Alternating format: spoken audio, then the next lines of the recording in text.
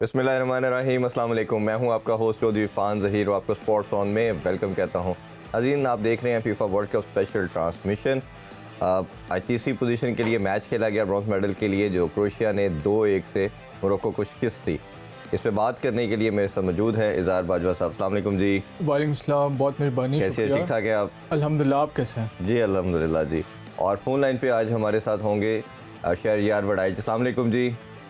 वालेकुम अस्सलाम जनाब, क्या हाल है? अल्लाह का शुक्र। सबसे पहले अपनी तबीयत के हवाले से बताइए, कैसा महसूस कर रहे हैं? हम दोनों तो आपको स्टूडियो में मिस कर रहे हैं आज, आपकी प्रेजेंस को, बट आप अपनी हेल्थ के हवाले से पहले बताइए। बस यार, अल्लाह ताला की तरफ से कोई ना कोई दिन आ जाता है कभी, तो बस हैंगिंग ऑन। इंशाल्लाह कल आपके साथ जो है वो फाइनल करेंगे। फाइनल हमने आपके बगैर करना नहीं है, तो आपने हर हाल में आना ही आना है।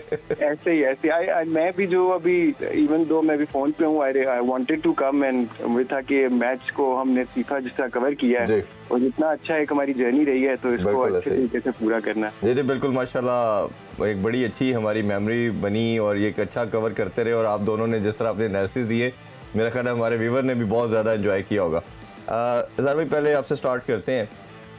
मैच हमें लगता था, जिस तरह आप दोनों की प्रेडिक्शन थी कि 2-1 से ये मुकाबला आएगा, ये तो दोनों की प्रेडिक्शन थी। थोड़ा सा गलत ये हो गया, हमारी ख्वाहिश या कह ले या विश थी कि हम चाह रहे थे मोरक्को 2-1 से जीतता। जब भी मोरक्को की बात आती है तो हमारे जो जज्बात होते हैं उससे हमारी बह जाते हैं हम। ऑब्जेक्टिव प्रेडिक्शन है वो डिविएट हो जाती है। पाकिस्तान की तरह बतौर एनालिस्ट, आपको किसी भी टीम का जब हम एनालिसिस करते हैं, हमारी कोशिश होनी चाहिए कि हम ऑब्जेक्टिव ओपिनियन दें, लेकिन डेफिनेटली पर्सनल कुछ फेवरेट्स भी होते हैं, बायसेस भी होते हैं। तो मोरक्को के हमारा जो एनालिसिस रहा या प्रेडिक्शन रहा, हमने मोरक्को को फेवर किया, जो कह लें कि थोड़ा इमोशनल हमारी जो जजमेंट है वो क्लाउड हो जाती थी बाय इमोशंस। सही है।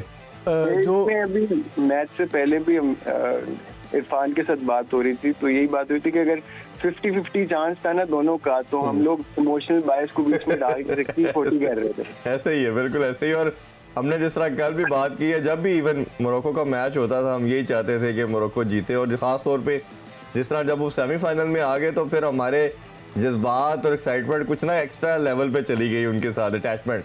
और जिस तरह तमाम मुस्लिम उम्मा ने इसको एंजॉय करना शुरू किया, और फिर एक मोटिवेशन आई और एक एनर्जी जो आई, इवन हमें तो ऐसे लग रहा था जैसे हमारा पाकिस्तान खेल रहा है, और जिस तरह की एसोसिएशन भी एक बन चुकी थी। चले नेवरदलेस कुछ हम मैच को डिस्कस करते हैं। यार चले आप ही बताएं, कैसे देखा इस मैच को, क्योंकि 7 मिनट के अंदर ही लीड ले ली थी क्रोएशिया ने, और उनको जो गेम प्लान था उसमें थोड़े से वो ज़्यादा परसाइज नज़र आए, प्लानिंग ज़्यादा बेहतर नज़र आई। यार दो के पोजीशन दोनों टीमों की सम हाउ इक्वली थी, बट जो लगा हमें कि कहीं ना कहीं डिफरेंस नज़र आया उनकी क्लास में, उनकी एग्जीक्यूशन में, वो था। बिल्कुल ऐसे ही है। हमने जब कल बात की थी तो दैट वाज समथिंग जो हम सबने एग्री किया था, वो ये था कि एक ओपन एंडेड और फ्री फ्लोइंग मैच होगा, तो ये तो हमें देखने को नजर आया है। बड़ा एक्साइटिंग था ओवरऑल इस मैच के लिए भी कि पहले ही जो है वो 7वें मिनट पे गोल हो गया, वो गोल भी बड़ा अच्छा था। इस तरह का ये डिफरेंट तरह का सेट पीस था जिसने मोरक्को एक्सपेक्ट नहीं कर रहे थे कि वो इस तरीके से जो है ना वो पहले पेरिसिच को जो है वो स्ट्रेट लाइन पे बॉल देंगे और फिर वो वहाँ से फ्लिक ऑन हेडर करेगा, और फिर गॉर्डियोल ने तो बहुत ही अच्छा एक हेडर किया, which he deserved, not on the basis कि वो बहुत अच्छा हेडर करता है, अटैकर है, लेकिन बेसिस ऑन के उसका एक बड़ा अच्छा वर्ल्ड कप रहा है, एंड दिस वाज समथिंग जो उसको ग्लोरी और मिली है। और उससे भी ज्यादा एक्साइटिंग ये था कि उन्होंने 2 मिनट के बाद जो है मोरक्को ने उसको उस लीड को जो है वो नलिफाई कर दिया। अशरफ डारी का ये डिफ्लेक्शन हुई जब जीएफ ने जो है वो लेफ्ट साइड से क्रॉस किया, and he was the first one there and free and open. उसके बाद से जो है वो, बट आई थिंक थोड़ा सा टुडे क्रोएशिया जो है वो, जो हमने बात की थी कि क्रोएशिया मिडफील्ड को डोमिनेट करेगा, they will try to make their sort of midfield count, and वो हमें थोड़ा बहुत नजर आया है। उसके उन्होंने जो है वो प्ले को ज़्यादा बेहतर तरीके से क्या कहते हैं डिक्टेट किया। 23rd मिनट के ऊपर जाके ये अंदाज़न ये मॉड्रिच ने बड़ा अच्छा चांस बनाया, तो अगर वो बुनाओ जो है जो आपका हीरो है मेरा हीरो, वो अगर वो डबल सेव ना करता जो उसने बहुत ही जल्दी से किया, तो ये तो इससे भी ज़्यादा गोल हो सकते थे। और फिर जो 42 मिनट पे ऑर्सिच ने गोल किया, वो दैट वाज जस्ट अमेजिंग। वो इतनी जब उसको साइड बार को लग के अंदर जाती है तो फिर there is not much the keeper can do. अब उसके बाद जो है वो मोरक्को, आई सॉ मोरक्को, अब उसके बाद क्या हुआ कि क्रोएशिया वो dominant and they you know held there line कि भाई अब जो है ना वो हमें बहुत ज़्यादा आगे काम करने की ज़रूरत नहीं, अब Morocco will give us chances because now they going to chase the game. लेकिन यहाँ पे मुझे मोरक्को की परफॉर्मेंसेस में, पिछली परफॉर्मेंसेस में और इसके अंदर एक चीज़ जो फ़र्क मुझे नज़र आई वो ये थी कि Morocco were making some simple things too complicated sometimes, कि वो अपने सब थर्ड हाफ में लेके जाते थे, पासिंग करते थे, तो वो यू नो लाइक बड़ी टिकी टाका फुटबॉल खेलने के साथ साथ जो है ना वो उनको they wanted to pass their way through into the penalty area, लेकिन जहाँ पे उनको मुझे लगता था कि थोड़ी सी बॉल्स इन करनी चाहिए थी। जो डिफेंडर्स हैं उनके सेंटर बैक्स हैं, गॉर्डियोला है, दूसरा लॉबरेन है, उनको थोड़े से प्ले करवाना चाहिए था, but they couldn't do that. Croatia की midfield was just too strong और वो आगे फाइनल थर्ड में लेके नहीं पा रहे थे, जा रहे थे। बिल्कुल सही कह रहे हैं। अजहर भाई को भी हम ऐड करते हैं। जी साहब बताइए, क्या आपको लगा जिस तरह 7 मिनट में उन्होंने पहला गोल किया, इक्वलाइजर 9 मिनट में हो गया, फिर उन्होंने 42 मिनट में, मतलब पूरा मैच अगर देखें तो पहले हाफ में हो चुका था। सेकंड में तो obviously they were trying to do more goal और वो इक्वलाइजर की ट्राई कर रहे थे, बट पोजीशन की भी अगर बात कर लें तो 51 और 49 ज़्यादा डिफरेंस नहीं है। शॉट एंड गोल देखें, शॉट्स देखें, उनकी 12 है, उनकी 9 है।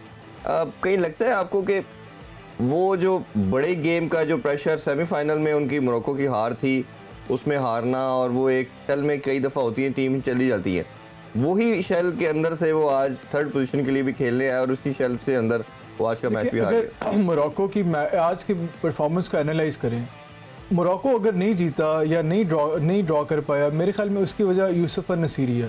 ठीक, उसको सेकंड हाफ में 2 बहुत खूबसूरत अपॉर्चुनिटीज़ मिली। एक 75th मिनट में when he was 1-on-1 with the goalkeeper, उसने अपने, उसका प्रेफर्ड फुट लेफ्ट फुट है, उसने जो एडजस्टमेंट की है लेफ्ट फुट से शॉट करने के लिए, उसमें इतना टाइम मिल गया कीपर को, उसने क्लोज डाउन करके बहुत अच्छा सेव किया। हाँ, बिल्कुल, that was wastefulness on his part. उसके बाद 96 मिनट में स्टॉपेज टाइम में उसको एक बहुत प्यारा हेडर मिला अतियत अल्लाह की तरफ से, जिसको वो ही could not keep it down और वो हेड क्रॉस बार के ऊपर से चला गया। वो तो बहुत खूबसूरत चांसेस है जिनको अगर वो कन्वर्ट करता तो मोरक्को इस मैच में वापस आ सकते थे। उसके अलावा रही बात कि ओवरऑल टीम की परफॉर्मेंस एनालाइज करें, बट डिस्पाइट दैट मैं ये नहीं कहूँगा कि वो बुरी परफॉर्मेंस थी उसका टूर्नामेंट, क्योंकि वो ही हैज़ बीन द रीज़न के जो पोर्चुगल के खिलाफ उसने एक बहुत प्यारा गोल किया जिसकी वजह से वो सेमीफाइनल में मोरक्को ने सेमीफाइनल तक पहुंचा। लेकिन आज के मैच में ये 2 उसने बहुत गोल्डन अपॉर्चुनिटी थी जो उसने स्पर्न की, अगर वो कन्वर्ट कर देता तो मोरक्को मैच में वापस आ सकते। उसके अलावा अगर आज की परफॉर्मेंस एनालाइज करें तो Croatia showed their class. Croatia European team है, हाईली रैंक टीम है, पहले भी वो 2018 में भी फाइनलिस्ट थे, 98 में भी वो पहले भी थर्ड प्लेस फिनिश जीत चुके हैं। तो एक जो डिफरेंस ऑफ क्लास है बिटवीन अ यूरोपियन साइड और an South American side and a non European side और a non South American side, वो आज हमें देखने को नज़र आया। नेचुरली मोरक्को ने एड्रेनलिन की वजह से या कह लें कि जोर की वजह से या मोटिवेशन की वजह से सेमीफाइनल तक तो आ गए, फिर बाद में उनको इंजरीज भी फेस करनी पड़ी जो बहुत क्रूशियल इंजरीज थी। 2 उनके बैक कोर के प्लेयर्स हैं, एग्वार्ड साइस, वो इंजर्ड हो गए, बहुत बड़ा उनको डेंट मिला, उसका डेंट मिला। तो एफर्ट की वजह से, मोटिवेशन की वजह से, इंस्पिरेशन की वजह से, एड्रेनलिन की वजह से सेमीफाइनल तक तो वो आ गए। इवन जो जब क्लास की बात आई तो क्रोएशिया जो कि नेचुरली ऑन पेपर एक बहुत बेहतर साइड है मोरक्को से, उन्होंने मैच डोमिनेट किया, पोजेशन भी क्रोएशिया की ज़्यादा रही और चांसेस भी क्रोएशिया के ज़्यादा थे और अपॉर्चुनिटीज़ भी ओवरऑल देखे। अगर फर्स्ट हाफ में क्रोएशिया इवन गोल मैच को किल कर सकती थी, सेकंड हाफ में मोरक्को के पास अपॉर्चुनिटी थी और उनको वो कन्वर्ट कर देते। जैसे आपने बताया तो मेरा ख्याल है पहले भी हम गोल भी दिखाते हैं और गोल्स के ऊपर आप लोगों के लेते हैं कि सॉरी आपकी बात काट रहा हूँ, आज जो बोनो की तरफ से हमें उस तरह की परफॉर्मेंस देखने को नहीं मिली जो उसने प्रीवियस मैचेस में शो किया, और इवन जो प्रीवियस सेमीफाइनल भी वो इतने रेजोल्यूट नहीं रहे। आज भी बोनो ने इवन दूसरे तीसरे मिनट में एक ऐसा क्लियरेंस की जो शायद गोल में भी जा सकती थी, वो बहुत बड़ा एक ब्लंडर हो गया, सर बड़ी करीब से गोल के पास। और इवन जो दूसरा गोल, जो पहला गोल था क्रोएशिया का, उसके बारे में बोनो कुछ नहीं कर सकता, लेकिन जो दूसरा गोल था, no doubt it was a very well placed finish, लेकिन एक अच्छा कीपर इसी तरह की सिचुएशन में अच्छा सेव करके अपनी टीम को बचाता है। बोनो उसने अपनी फिंगर्स को टच भी हुआ था, मतलब he was able to get to the ball, but he could not push it over the bar। उसने ट्राई की, लेकिन अगेन वो, और वैसे भी वो क्रॉस बार को टच किया। अभी गोल देखते हैं जी साथ इस बारे में तो बोनो बेचारा कुछ नहीं कर सकता था। ये तो बहुत प्यारा उसने हेडर किया था, और आप देखिए और बॉल स्विंग भी हुई समहाउ, आप देखें कि क्रॉस बार के पास जाके थोड़ा सा इनसाइड की तरफ आई, और वो मेरा ख्याल है कोई भी कीपर होता दुनिया का गार्डियोल की हेडर की डायरेक्शन थी जी, वो अगर आप उसका बॉडी की डायरेक्शन देखें, वो गोल की तरफ, गोल से बाहर जा रही थी जी, ऐसे ही। लेकिन क्योंकि एक जो ये फ्लिक ऑन जो था, जो हेडर था, वो इनसाइड की तरफ था, तो ऐसी स्विंग की वजह से या मोमेंटम की वजह से बॉल स्विंग होके अंदर आई। बिल्कुल ऐसे। क्या यार आप इस गोल में कुछ ऐड करना चाहें? मैं ये this a very good point कि वो जिस तरीके से उसकी डायरेक्शन है वो it's going away, but because वो बैक जो है वो फ्लिक हुआ है, तो the ball already has a lot off spin on it, और फिर जब वो जो उसके अंदर जाकर, मतलब अगर गार्डियल जब उसको पुश करता है, तो वो it creates even more spin in that direction, that is why you see the ball going inside. जी जी, तो इज अ ब्रिलियंट गोल, और इस मैच के लिए बड़ा जरूरी था शुरू में ये गोल हो जाना। हाँ बिल्कुल, लाइवन थिंग्स अप, बिल्कुल ठीक है। और मेरा ख्याल है कि इसी का प्रेशर उन्होंने फिर कोशिश करके मोरक्को ने after just the time of 2 minutes, उन्होंने उस 2 मिनट के स्पैन के बाद इक्वलाइजर कर दिया। ये भी एक लकी ब्रेक थी मोरक्को के लिए। अशरफ दारी की तरफ से सेमीफाइनल में तो इतनी कोई ऐसी लक ने फेवर नहीं किया, लेकिन इस मैच में मोरक्को को ये बहुत लकी ब्रेक मिली थी। जब सेकंड गोल भी देखते हैं जी आप, जियाश की फ्री किक मायर को लगी, मायर को हेड करके वो कहीं भी जा सकती थी, लेकिन वो ऐसी एक मुश्किल प्लेस में आ गई, या डिफिकल्ट कहा जाता है फुटबॉल में, वहाँ आई और दारी ने हेड करके, इस गोल पे भी आप साथ दारी ने हेड करके, अशरफ दारी ने बहुत खूबसूरत हेडर किया, बहुत खूबसूरत हेड किया।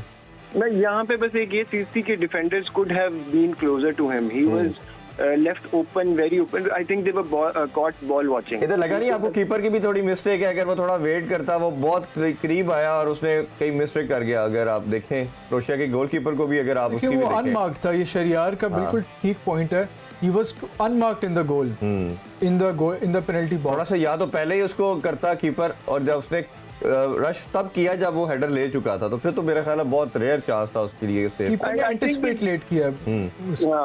आई थिंक जब डिफ्लेक्शन होती है ना, तो फिर it is something that takes everyone by surprise. तो उस टाइम पे वही बात होती है, कौन जल्दी जो है वो उस किसकी डायरेक्शन पहले से उस सिम्स में है जहाँ पे फायदा हो सकता है, या कौन जल्दी उसको जो है वो उस तरफ जा सकता है। अब ये जो फ्रांस वाला गोल था पिछला, जो सेकंड गोल था मोरक्को के खिलाफ, वो भी इसी तरीके से हुआ था कि the attacker was able to get to the ball and the defender was not. I think Morocco ने भी इसी चीज का फायदा उठाया कि defender were caught ball watching, और दारी ने जो है फिर बड़ा अच्छा हेड कर लिया। इस बारे में हम पहले भी शोज में डिस्कशन कर चुके हैं। कुछ प्लेयर्स ऐसे होते हैं जिनकी गेम प्रिडिक्शन बहुत स्ट्रांग होती है, उनको सिक्स सेंस होती है कि बॉल किस तरफ जाएगी, और वो पहले ही प्रिडिक्ट करके उस प्लेस में होते हैं कि उसको कैपिटलाइज कर सके।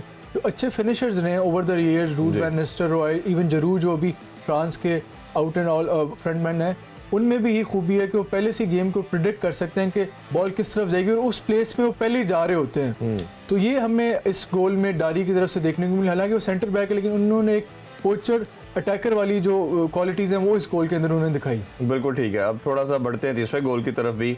वो भी 42 मिनट के अंदर हमने देखा कि बड़ी खूबसूरत एक मूव बनी, और जो ऑटिक थे उन्होंने बड़ा खूबसूरत किस्म का गोल स्कोर किया। वो भी दिखाते हैं आपको, फिर आपका उस पर भी आप अपना तजुर्बा। और सच आपको याद होगा शायद ब्राज़ील वाले मैच में इसने असिस्ट प्रोवाइड की थी, तो ये इनका एक इम्पैक्ट प्लेयर है जिसको ये सबसे एज अ सब्स्टिट्यूट नॉर्मली खिलाते हैं, और वो आके आपको लगता है कि इसने ये जो डेलिब्रेट इसने किया, या आपको लगता है कि इसलिए अपने फॉरवर्ड देखें, उसका दूसरी तरफ आप देखें तो अटैकर भी आ रहा था कि शायद वो हेडर भी कर सकता है?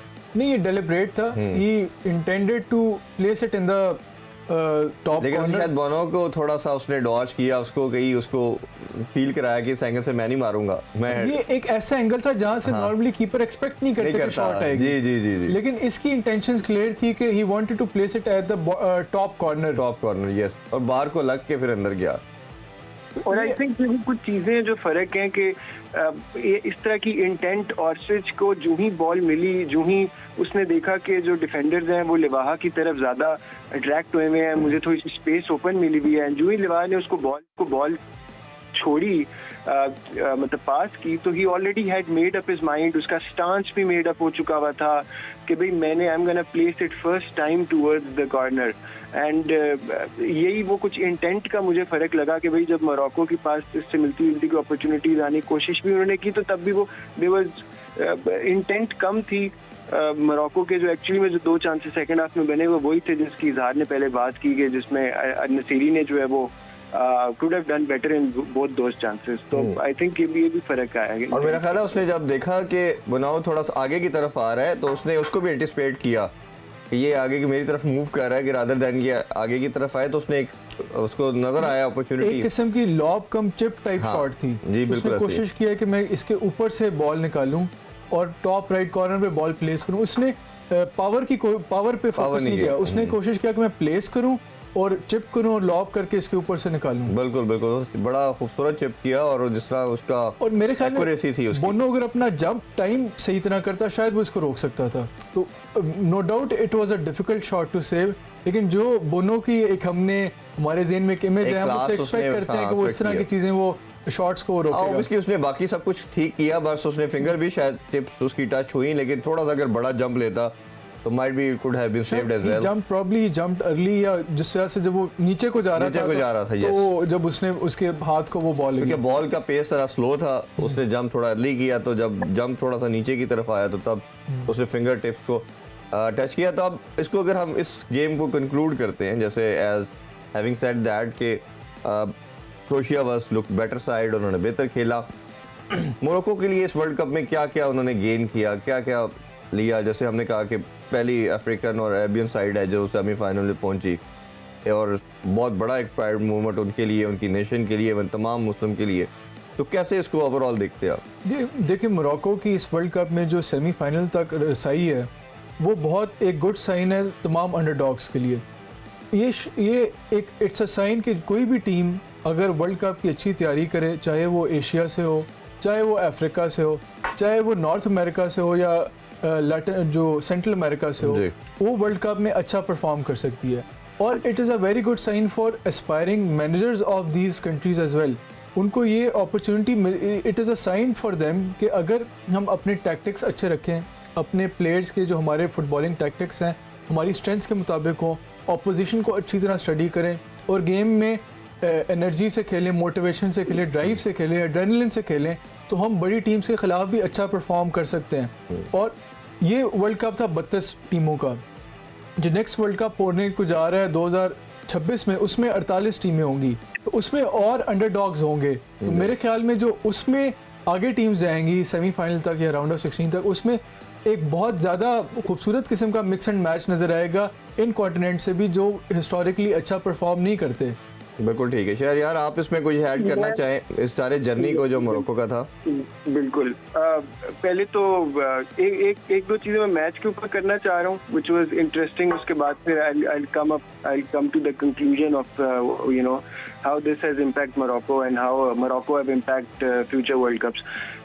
सिर्फ एक बात सिर्फ ये थी कि मैं इंटरेस्टिंगली नोट कर रहा था कि आज क्रोएशिया ने अपनी फॉर्मेशन चेंज की थी। उन्होंने 2 पीछे खिलाए थे, 4-2-3-1 खेला था, तो जिसमें कोवाचिच और मॉड्रिच थे। और आई थिंक इसकी वजह से भी शायद उनको फर्क पड़ा है कि वो मैन मार्क नहीं कर सके because Morocco was playing 4-3-3।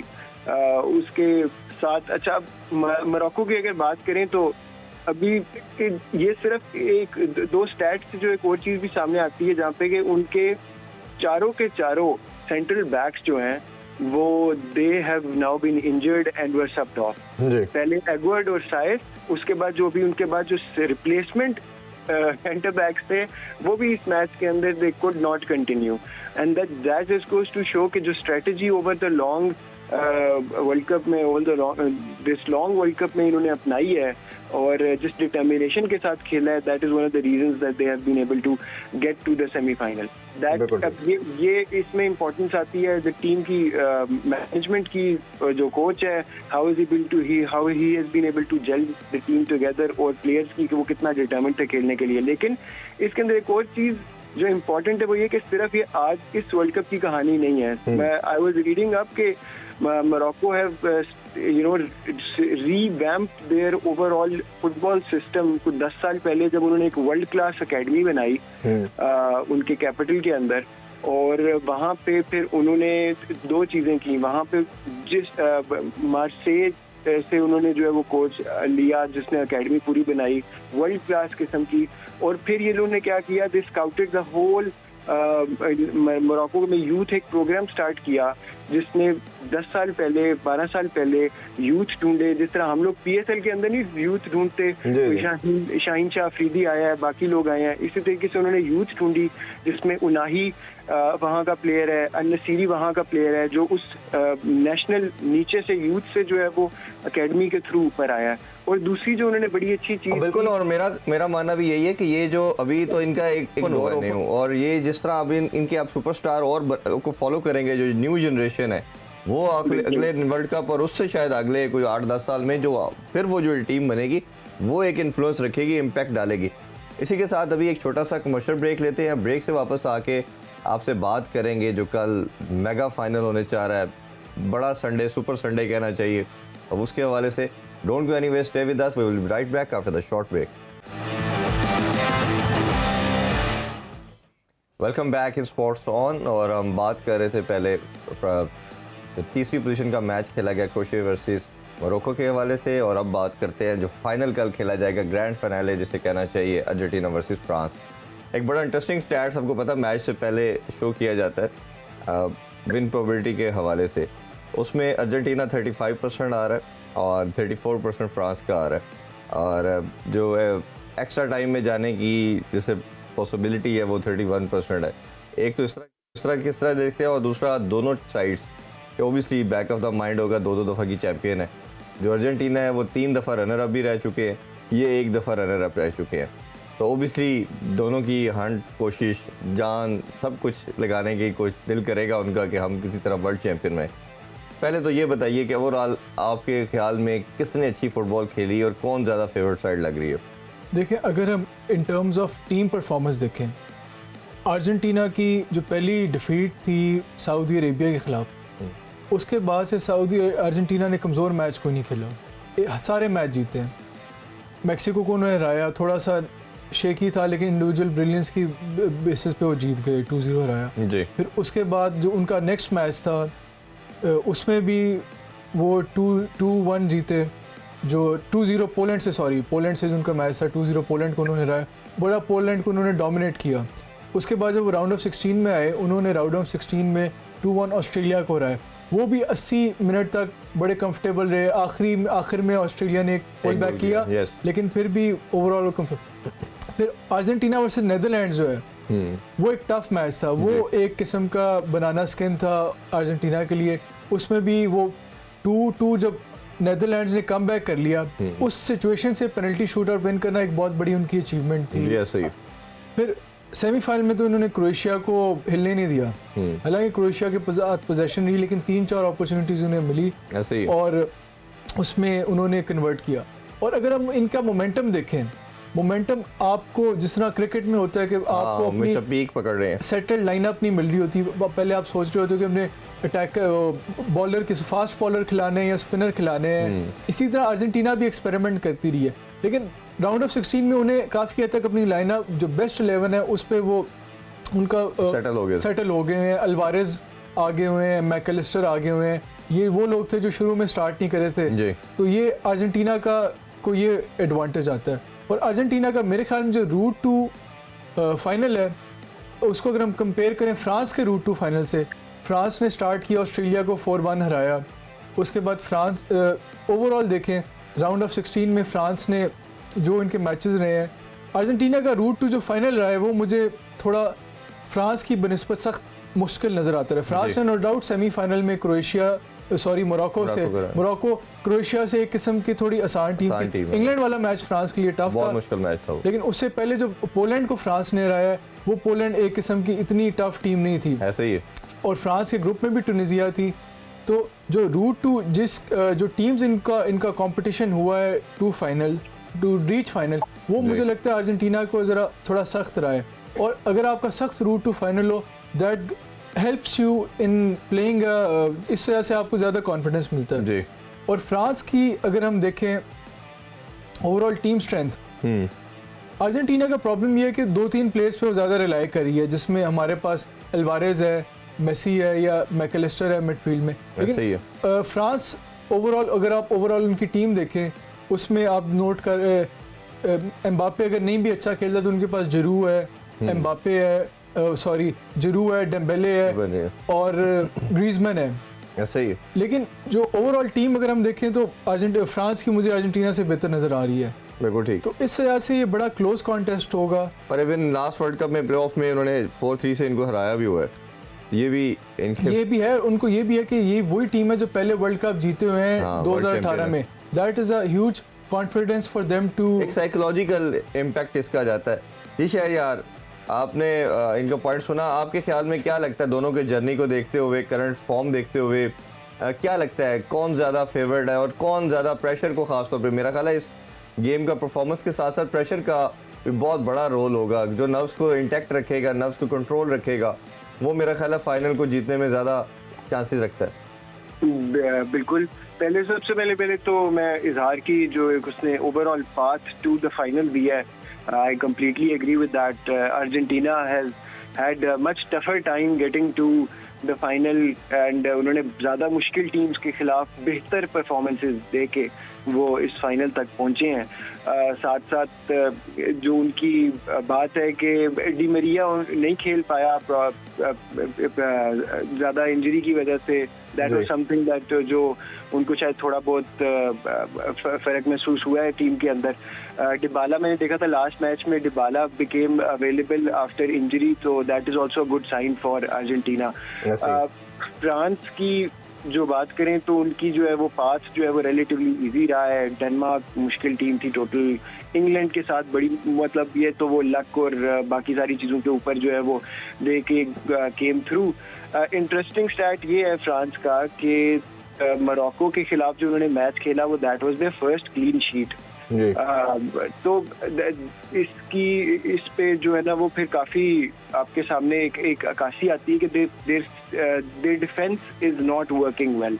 So with the kind of attacking प्राउस जो अर्जेंटीना के पास है, एल्वेरेज, मेसी, डी मरिया, डिबाला, ये काफ़ी जो है ना वो चांसेस बन सकते हैं और अगर वो चांसेस बस एग्जीक्यूट कर लें तो वो अर्जेंटीना जो है ना वो इसमें बढ़तरी लेके जा सकता है। Once Argentina takes the lead तो it will be difficult for France to like rattle them really hard, because जिस तरह फ्रांस का डिफेंस जो है वो काफ़ी सब्सेप्टेबल है और तो दूसरी तरफ अर्जेंटीना का डिफेंस जो है वो दैट इज़ प्रूवन कि भाई हम काफ़ी बेहतर ऑर्गेनाइज्ड फुटबॉल खेलते हैं एंड ये काफ़ी ज़्यादा क्या कहते हैं फिजिकल फुटबॉल भी जो है वो काफ़ी बैक पे खेलते हैं। मैकलिस्टर भी ऐसे खेलता है, डिपॉल एक जो है पूरा वर्क इंजन है।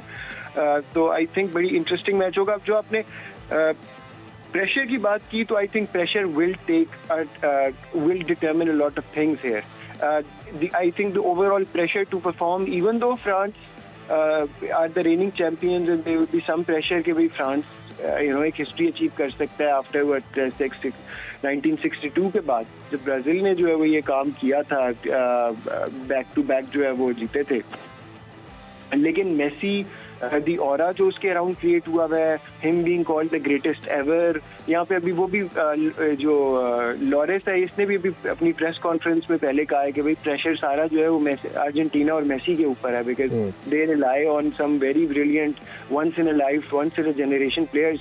तो आई थिंक उसकी वजह से काफ़ी टेलिंग होगा। अगर ये इसी प्रेशर को Messi can take them forward and utilise them well तो आई थिंक अर्जेंटीना के लिए फ़ायदा हो सकता है। ये थोड़ी बहुत ना माइंड गेम्स भी खेल खेलते होते हैं प्लेयर्स और कोचेस एक दूसरे के साथ, बिल्कुल जिस तरह ऐसे। उसने लॉरिस ने कहा है कि जी pressure will all be on Messi क्योंकि this team is land on one of the greatest players in the history of football. वो मेरे ख्याल में उनको पहले से ही नर्वस करने की कोशिश कर रहे हैं या उनके they are trying to get into their head, ये माइंड गेम्स भी करते हैं। अच्छा, उसमें दूसरी एक ये कि दोनों का अगर ब्रांड ऑफ फुटबॉल देखें तो दोनों अटैकिंग फुटबॉल खेलते हैं और कोशिश करते हैं कि ज़्यादा से अटैक करें, ज़्यादा से गोल करें।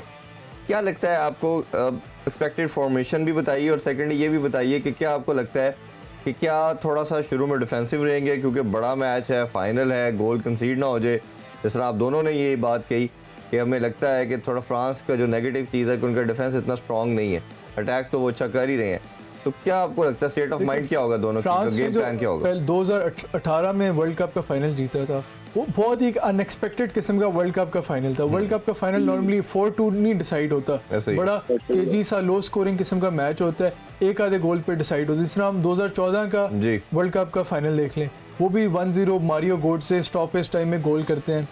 स्पेन का 2010 का जो स्पेन ने वर्ल्ड कप जीता था वो 1-0 उसने इनिएस्टा ने स्टॉपेज टाइम में गोल किया था। 2006 में जो फाइनल था वो भी इटली ने पेनल्टीज पे जीता था।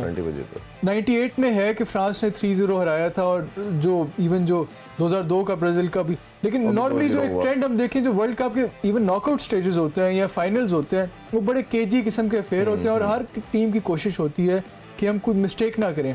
और बाज़ औक़ात ऐसे मैचेस जो होते हैं फाइनल्स में, ये किसी मोमेंट ऑफ इंडिविजुअल ब्रिलियंस या कोई मोमेंट ऑफ इंडिविजुअल ब्लंडर पे भी डिसाइड हो जाते हैं। तो इस वजह से दोनों टीम्स एक तो कैलकुलेटेड मगर कॉशियस अप्रोच रखेंगे, इतना ऑल आउट अटैकिंग नहीं खेलेंगे। अगर बात करें कि कौन सी टीम लाइनअप्स क्या होंगी, तो मेरे ख्याल में ये डिपेंड करता है डी मरिया अवेलेबल हैं कि नहीं। अगर तो डी मरिया अवेलेबल होंगे तो शायद अर्जेंटीना 4-3-3 खेले। इसके बरक्स से नॉर्मली जिस तरह लास्ट मैच में उन्होंने 2 अटैकर्स खिलाए थे जिसमें मेसी और अल्वारेस थे। अगर तो डी मरिया इंजर अवेलेबल होए तो शायद ये 3 अटैकर खिलाएं, अल्वारेस, मेसी और डी मरिया। उसके नीचे इसके पीछे जो 3 मिडफील्डर होंगे वो एक्सपेक्टेड मैकलिस्टर होंगे, फर्नांडेज होंगे और डी पॉल होंगे। और जो 4 एट द बैक अर्जेंटीना की तरफ से होंगे अकुना, ओटामेंडी, रोमेरो और मोलिना। और एमिलियन मार्टिनेज आपको पता है जो अर्जेंटीना के गोलकीपर हैं, 4 क्लीन शीट्स इस मैच में रख चुके हैं और वो गोल्डन ग्लव के कंटेंडर भी हैं, क्योंकि ना बोनो ने क्लीन शीट रख पाए आज के मैच में, ना लिवाकोविच रख पाए। तो इनके पास बड़ी गोल्डन अपॉर्चुनिटी है कि वो गोल्डन ग्लव इस मैच में अपने नाम कर सकें।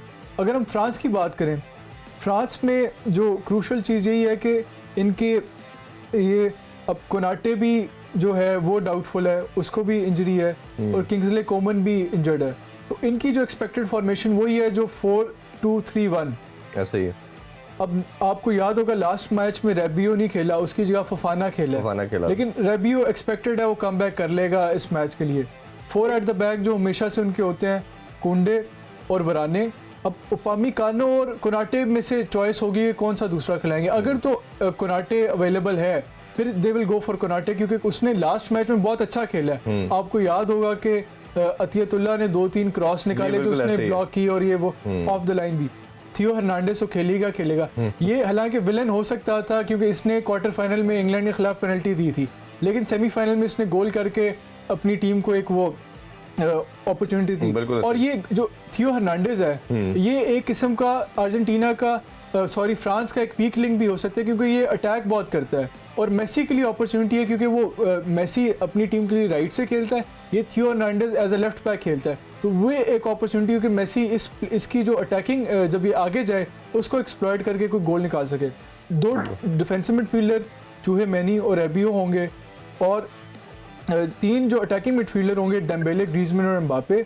अटैकर इनके जरूर होंगे। ये एक्सपेक्टेड फॉर्मेशन है दोनों टीम्स की। अच्छा, इसमें एक और चीज़ भी आप शहयार ऐड करते जाएं। इसमें वैसे अगर आउटिंग्स देखें तो 12 मैच अप्रोक्सीमेट खेले हैं दोनों साइड, 6 दफ़ा उसमें अर्जेंटीना जीती है, 3 ड्रॉ हुए, 3 फ्रांस जीते। तो वैसे उनका पलड़ा थोड़ा भारी है, बट हम देख रहे हैं कि रिसेंट पास के अंदर फिर फ्रांस जिस तरह 2 दफ़ा की वर्ल्ड चैंपियन भी बनी और लास्ट आउटिंग के अंदर भी वो विनर है।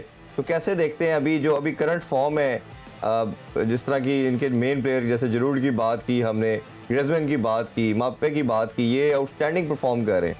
तो कैसे देख रहे हैं अभी इस प्रीवियस स्टैट्स को और करंट फॉर्म को? I think naturally these are the best two performing teams in the World Cup और ये दोनों साइड से बड़ा अच्छा खेलते हुए आ रहे हैं. अल्वारेज ने अपनी फॉर्म पकड़ी है, MacAllister, De Paul have been really good, Messi तो फिर मेसी है, मार्टिनेज ने भी जो है वो बड़े अच्छे सेव्स किए हैं. बाकी दूसरी साइड के ऊपर apart from France's defensive line, Theo Hernandez वाली बात इसने इजहार ने बहुत बड़ी इंपॉर्टेंट की. I think that is some that ये वाली स्पेस देखने वाली होगी, बिकॉज इससे आई थिंक होगा ये कि थियो हर्नांडेज इवन तो वो ज़्यादा अटैकिंग करता है, एक तो उस पर प्रेशर होगा कि उसने ज़्यादा अटैकिंग नहीं करनी, सो दैट काउंटर के ऊपर मेसी और ये बाकी जो है ना उनको ज़्यादा फ्री स्पेस ना मिले. बट वो उससे होना ये है कि उनका जो एम्बापे, थियो हर्नांडेज और रैबियो का एक ट्रायंगल है जो काफ़ी ज़्यादा क्या कहते हैं इम्पॉर्टेंट है in their attacking sides, because ये काफ़ी ज़्यादा अटैक जो है वो एम्बापे के थ्रू करते हैं. तो उनको जो फीड करने वाले जो लोग हैं वो फिर ग्रीजमैन, रैबियो और हर्नांडेज ही होते हैं. And that you no they feed him through and he makes those runs and cuts back. उसने दो गोल्स भी किए थे, तो वो पोलैंड के खिलाफ वो भी इसी तरीके से किए थे. लेकिन फॉर्म में Griezmann is playing the you know like the tournament of his life, tournament of his life. Griezmann ने पूरे वर्ल्ड कप के अंदर सबसे ज्यादा चांसेस बनाने वाला प्लेयर है और इसकी जो एक्सपेक्टेड असिस्ट है वो भी सबसे ज्यादा है. और he is really redefined himself here. Giroud आपके सामने है, he became the top scorer of France और he has scored some crucial goals. Dembele को, जिसको बार्सिलोना का प्लेयर रहा है, तो पहले इसको पिछले साल या उससे पिछले साल जो है वो कोई घास नहीं डालता था, बिकॉज ये इसकी फॉर्म बिल्कुल ही वो हो गई थी, ड्रॉप हो गई थी. तो he has refound himself and is doing very good for his club and his country. इसके अंदर एक और चीज़ जो फ्रांस के लिए अच्छी है वो ये है कि इनका एक कोई वायरस चल रहा था which had caused a lot of anxiety amongst the squad.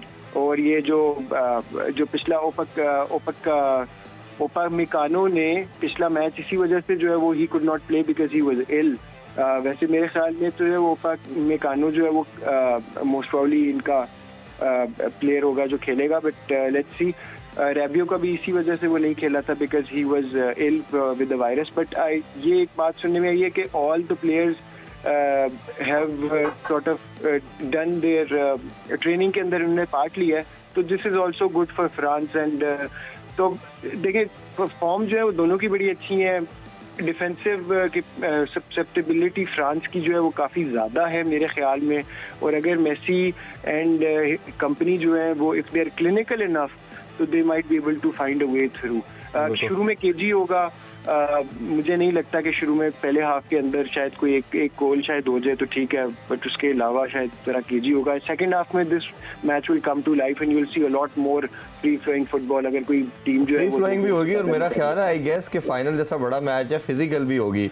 और उसमें इज़हार साहब आप भी ये ज़रा बताइए, मेसी के वाले से भी थोड़ी बात कर लें, क्योंकि मेसी का जिक्र ना करें मैच के अंदर उसके रोल के लिहाज से.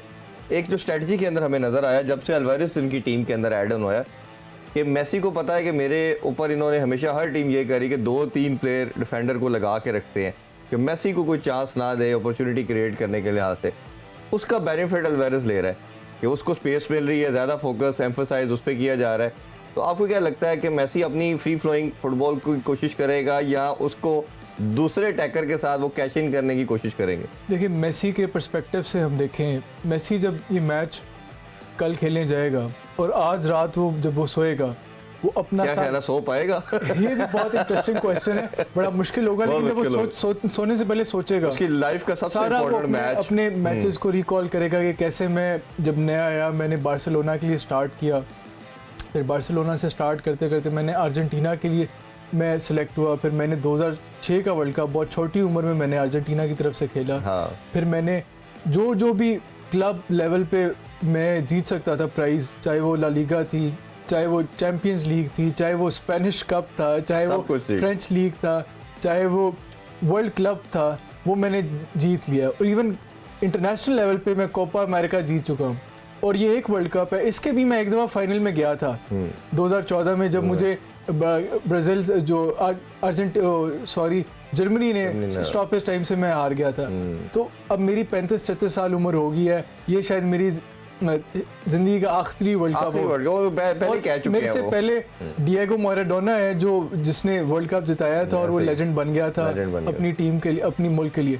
तो क्या मैं उसके शूज़ में दोबारा या उस जैसा मैं लेजेंड बन सकता हूँ कि नहीं, तो बड़ा उसके लिए एक तारीखी मौका होगा और वो ऐसी अपॉर्चुनिटी को वो नहीं मिस करना चाहेगा। लेकिन जहाँ मेसी की बात करें, ये जितने भी प्लेयर्स होंगे, जितने भी स्टार प्लेयर्स हैं, वहाँ जरूर भी सोच रहा होगा कि मेरा आखिरी वर्ल्ड कप है, मैंने सब कुछ जीता हुआ है, पहले भी जीता हुआ है, और डेम्बेले है, ग्रीजमैन है, जो एक गैलेक्सी ऑफ स्टार्स है जो कल एट शो होगी, अल्वारेज है, वो मेसी को देख इंस्पायर होता होगा, सारे एम्बाप्पे, ये सब सोच रहे होंगे। लेकिन हाईलाइट हम मेसी को इसलिए कह रहे हैं क्योंकि सुपरस्टार 2 डेकेड की बात करेंगे, बहुत बड़ा सबका जो एक्साइटमेंट लेवल होगा, ये सोच रहे होंगे कि यार हम अपने नाम हिस्ट्री बुक्स में लिख सकते हैं। बिल्कुल ऐसे ही। और ये ऐसे प्लेयर्स होते हैं, they thrive for this moment. जी, ये ऐसे इन्हीं मोमेंट्स के लिए जो वॉरियर होता है, पूरी जिंदगी की एफर्ट पूरी कहना जिंदगी की चाहिए, एफर्ट बचपन से होती है, लेके एक और इन लम्हा सबकी आपको याद कोशिश आएगा। होगी कि हम कोई ऐसी मोमेंट ऑफ इंडिविजुअल ब्रिलियंस करें जिससे हम अपने मुल्क को फतह दें,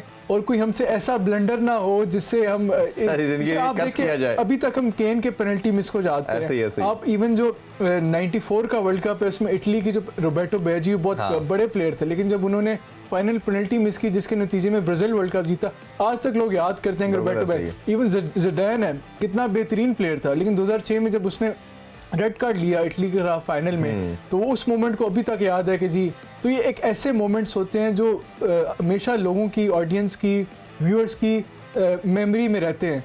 तो ये जितने भी स्टार्स होंगे, लॉरेंस ये सोच रहा होगा यार मेरे से कोई ब्लंडर ना हो जाए, या ये सबके बैक ऑफ द हेड होगा कि हमने कोई अपनी बेहतरीन से बेहतरीन परफॉर्मेंस देनी है। और मेरे ख्याल में इस मैच में जो डिसाइसिव फैक्टर होगा कि कौन सी टीम प्रेशर को बहुत बेहतर हैंडल करती है। बिल्कुल ऐसे और ही। इसको अगर इसको हम चेक करें दोनों टीम्स को, तो इसमें फ्रांस को एज है, क्योंकि वो पहले भी 2018 में वर्ल्ड कप जीत चुके हैं, और ज़्यादा से जो इनकी मेजॉरिटी ऑफ द साइड वही है जो पहले भी वर्ल्ड कप जीत चुके हैं, जबकि अर्जेंटीना आज तक वर्ल्ड कप नहीं जीती। तो ये उनके बैक ऑफ द हेड में साइकोलॉजिकल एज हम एक्सपेक्ट करें कि फ्रांस के पास उनके पास ऑब्वियसली ज़्यादा वो पैनिक भी हो सकते हैं जीतने के लिहाज से। जी शायद यार, मेरे आपके सबके फेवरेट मेसी का लास्ट गेम होगी प्रॉब्ली, और फाइनल जीतना उनके लिए ऑब्वियसली, जिस मैंने और इजहार ने कहा कि शायद सारी रात वो ना सो पाए, इसी एक्साइटमेंट भी कह लें, 7 बजे ज्वाइन करेंगे। हाँ, वो तो मैं बिल्कुल क्लोजिंग में बता दूं। तो उसमें ज़रा क्लोजिंग नोट पे बताइए कैसे देखते हैं मेसी की लास्ट गेम को, उसकी परफॉर्मेंस के लिहाज से, क्या उसके अंदर एनर्जी लेवल देखते हैं आप? देखिए, एनर्जी लेवल तो होगा through the roof, and so will be the energy levels and expectations and anxieties and butterflies of all the players playing in this final. इजहार ने बड़ा eloquently जो है वो उनके sum up किया है, which I would second.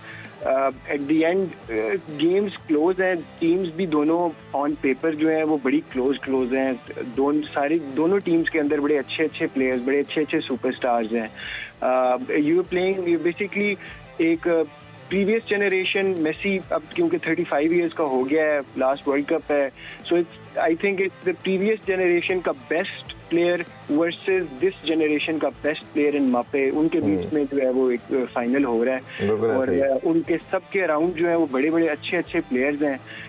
Everybody wants this glory, everybody is gonna fight tooth and nail for this, try जरूर करेंगे। लेकिन मेरा ज़्यादा ख्याल है इजहार ने जिस तरह बात की कि भी प्रेशर कैसे कर सकते हैं जब वन डाउन जाते हैं, कोई भी टीम जब वन डाउन जाती है, how are they able to pick themselves up after that, you know, like 3-4-5 minutes. बिल्कुल शयार, हम आपकी बात को मैं भी सेकंड करता हूं, और ग्रैंड फिनाले में देखेंगे कौन विक्टोरियस रहता है, और इसीलिए फिर हम कल की जो ट्रांसमिशन की बात करें तो कल 7 बजे आपसे हमारी मुलाकात होगी, उसमें हम प्री मैच एनालिसिस आपके सामने रखेंगे, सारी डिटेल में ये सारे स्टैट्स और सारी चीज़ों के ऊपर बात करेंगे, और इंशाल्लाह आपसे मुलाकात होती है कल। अपना बहुत सा ख्याल रखें। अल्लाह हाफिज़। पाकिस्तान जिंदाबाद।